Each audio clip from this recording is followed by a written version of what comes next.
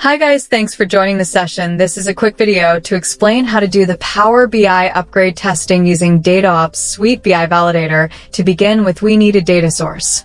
Click on Add Data Source or go to Sources menu and create a Power BI connection. We recorded different video to explain the same. We can follow the steps once you have data source to your Power BI successfully established. Now go ahead and create a data flow once data flow is created. Then create Power BI upgrade component and select the required data sources. Example dev and production, these are the comparison options, and advanced options also available. Select required or else leave by default.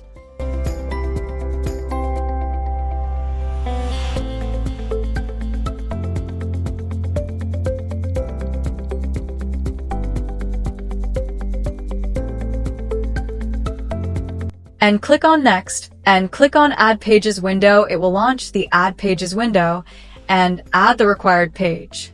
If user wants to use region exclusion, or if user wants to edit the filters or parameterize, they can do it in the Filters window, or else leave by default.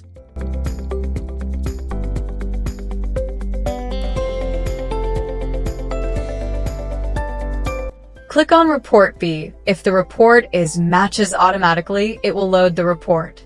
If user want to apply the filter in Report B, and click on Capture Bookmark, or if user wants to edit the filters or parameterize, they can do it in Filters window. If not required, go ahead and run it, where it will get the differences between Report A and Report B based on the selected mode text or appearance. If user want more information about advanced options or comparison options, you can see anything related at help.datagaps.com. In case of any queries, feel free to reach contact@datagaps.com. Thanks for watching the session.